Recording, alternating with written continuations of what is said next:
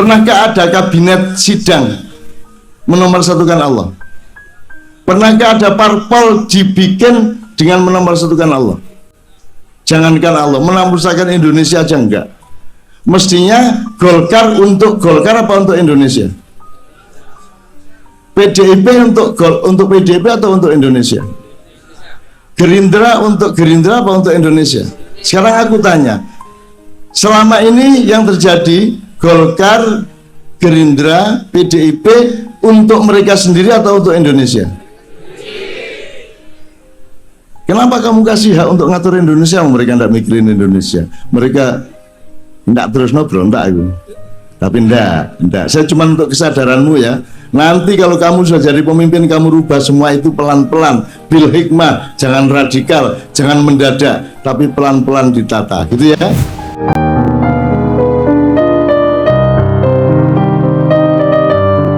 Nah, nanti ketika subuh tiba, ketika kegelapan berakhir dan matahari akan semburat di langit timur, maka insya Allah Anda semua adalah orang yang akan bangkit, bukan orang yang akan meninggal dan mati. Karena hidup itu dua, satu ada yang suruk, ada yang fajar. Saya mohon kepada Allah dan saya meyakini, saya optimis Anda semua yang bikin Sedekah Bumi dan yang menghadiri dengan ikhlas, Anda nanti akan menjadi pemimpin masa depan. Anda yang akan bangkit semuanya, gitu ya. Anda, makanya anak-anak muda nih Pak yang paling banyak, 90% anak muda, kecuali yang tidak muda, gitu ya. Ya Pak ya, tapi kan ini kan muda-muda semua. Umurmu berapa? 16 Pak, coba. Anak umur 16 datang pengajian cari tempat paling depan sendiri, kalau mau kencing susah banget, sehingga harus menahan sepanjang beberapa jam ya toh. Optimis nggak masa depan kita kalau ada anak umur 16 mau ikut pengajian seperti ini? Padahal pengajiannya saya tidak menceramaimu tapi sinau bareng, bersama-sama belajar, betul enggak? Anak 16, kamu berapa? 18, bayangin, 18. Kiai Kanjeng dulu umur 16 ngapain? Mendem, teplek, remi, gaple, ya jadi preman pasar, sinau, ya. Nah ini 16 tahun, 18 tahun datang ke acara, menurut saya ini bukan acara pengajian sebagaimana biasanya. Di sini, ini sekarang saya tanya, ini urusan agama tok, apa negara tok, apa masyarakat tok, atau semuanya? Jadi ini malam ini hari kampanye, apa pengajian, apa mau itu hasanah atau apa? Kalau sinau bareng ada fakultasnya enggak? Boleh enggak Gerindra datang, HTI datang? Ada enggak larangan untuk datang ke sini? Jin pun boleh, setan pun boleh, betul enggak? Takut sama setan? Enggak toh? Tapi enggak usah memusuhi setan, sebab enggak bisa kamu apa-apain juga. Mau ditempelengi enggak jelas, mau dibunuh enggak bisa. Pak Muzamil, ada setan mati enggak? Tidak mati. Nah, Rabbi anzirni ila yaumi yub'atsun. Ayo, piye? Daripada Anda memusuhi setan tapi tidak bisa membunuh, mending temenan, berteman tapi Anda tidak bisa disentuh oleh dia, tidak bisa dipengaruhi oleh dia. Tidak apa-apa kamu jadi teman, tapi jangan sekali-sekali mempengaruhi saya, karena kamu tidak punya kekuatan seperti saya. Saya Aksani Takwim, saya manusia Pak, makhluk paling mulia dari Allah Subhanahu Wa Taala. Setan udah di sini, kamu asal jangan ganggu saya, beres, gitu ya. Jadi benci setan nggak kamu? Ya ndak usah cinta, tapi ya ndak usah benci. Kalau kamu benci, yang bikin setan siapa? Nah, kenapa Allah ndak bikin kamu jadi setan? Kok setannya ndak bikin jadi kamu? Terima kasih loh. Kalau kamu sekarang membenci makhluk Allah, suatu hari kamu akan dibikin Allah untuk menjadi seperti yang kamu benci. Mau kamu? Kalau sekarang kamu benci anjing, nanti pada kehidupan berikutnya engkau diciptakan menjadi anjing. Mau? Makanya tidak usah benci-benci. Benci boleh asal rindu. Nah gitu ya kira-kira ya. Benci itu boleh sesaat, hanya karena patah hati dikit gitu ya, dikecewakan. Tapi jangan benci permanen, karena semua makhluk Allah. Saya tidak mengatakan iblis itu baik, enggak bisa kamu ukur baik atau buruk. tergantung terminologi dan view yang kamu pakai, gitu ya. Jadi oke, sekarang di sini semua bebas ya. Bebas dalam Allah, bukan bebas di dalam nafsumu, bukan bebas di dalam keinginanmu, tapi bebas tidak keluar dari keinginan Allah. Jadi setiap yang kita omongkan, yang kita lantunkan, setiap yang kita apapun saja malam hari ini, ukurannya adalah jangan sampai Allah marah sama kita. Jelas? Untuk apa Anda kaya raya tapi Allah marah sama Anda? Betul enggak?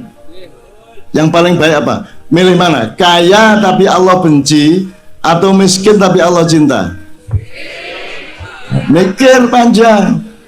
Ada ketiga, kaya dan Allah cinta. Ya enggak? Nah, Anda gampang terjebak.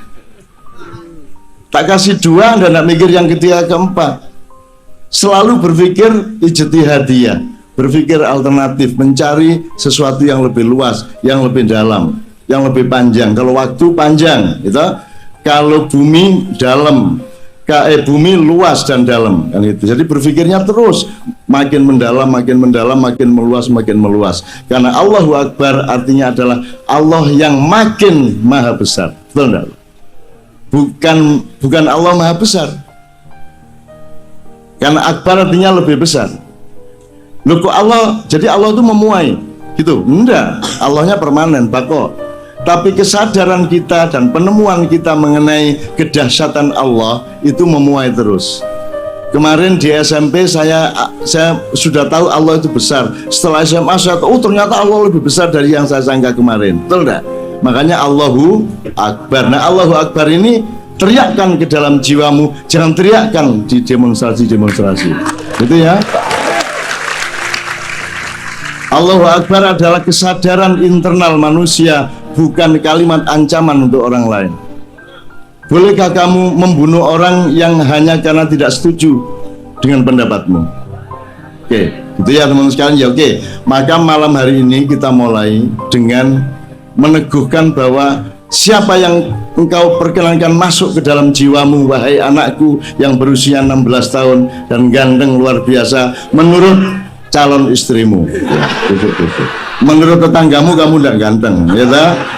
Siapakah yang engkau izinkan untuk menjadi yang utama dalam jiwamu, dalam dirimu? Siapa?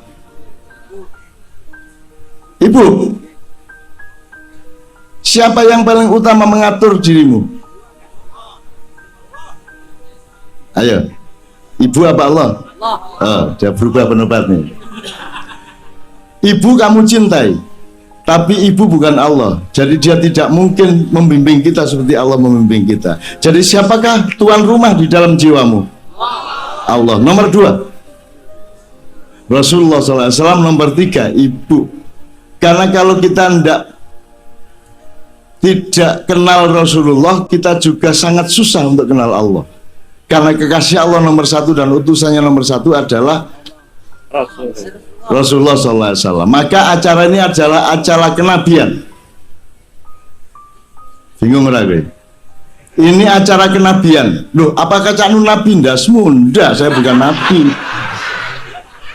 Kenabian itu artinya apa yang dianjurkan oleh Rasulullah kita laksanakan, yaitu kenabian. Jadi Pak Muzamil tolong jelaskan. Ada nabi, ada nubuah, ada rasul, ada risalah. Jadi kalau nabi itu orang yang oleh Allah dipilih sebagai nabinya. Tapi kalau nubuah adalah cahaya yang ditebarkan oleh nabi, yang diterima oleh nabi dari Allah, itu nubuah namanya.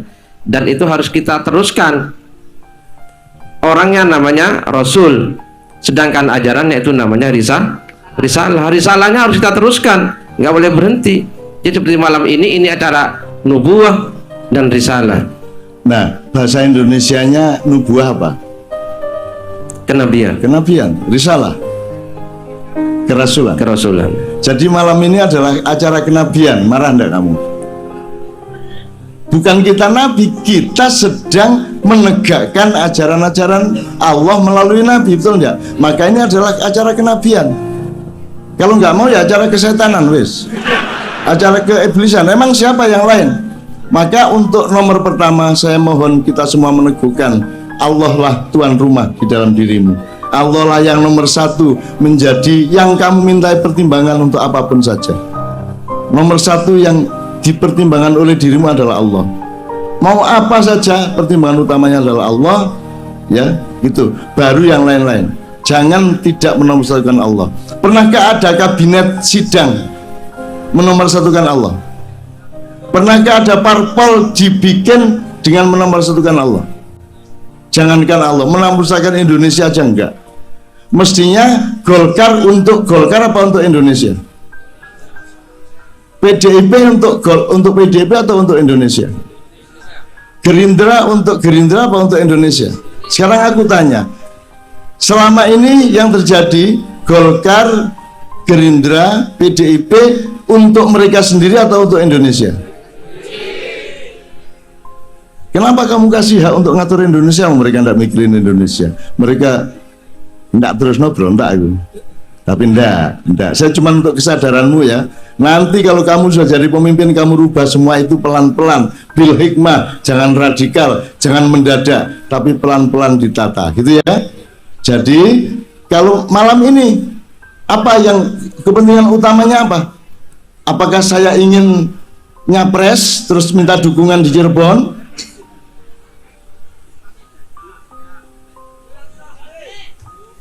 Apa mas? Ngancani rakyat gitu ya. Lah aku ya rakyat, berarti kancan-kancanan sesama rakyat, gitu. Kemesraan sesama rakyat. Pamernya apa? Ya mesra-mesraan itu. Setelah saya pulang dari sini saya dapat apa? Ya dapat kopi pisang.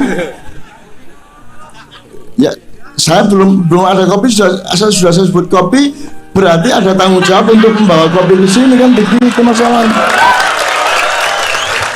Saya tidak sengaja loh nyebut kopi tadi, tidak sengaja loh, dan kamu juga nggak sengaja tuh merespon saya. Kan saya mulai, saya apa tujuannya? Ya dapat kemesraan, dapat pisang, dapat telepon, dapat kacang, dapat kopi. Terus Anda bilang kopinya belum ada, berarti perintah kepada panitia kan begitu. Saya nggak ikut loh. Jangan marah ya mas bro. Lo namanya kemesraan kok ya. Oke, bismillah. Nanti jadi kita sekarang buka dengan komitmen kita teguhkan bahwa Allah adalah nomor satu bagi kita. Apakah itu urusan negara, urusan keluarga, urusan masyarakat, urusan apa saja, Allah adalah yang kita utamakan.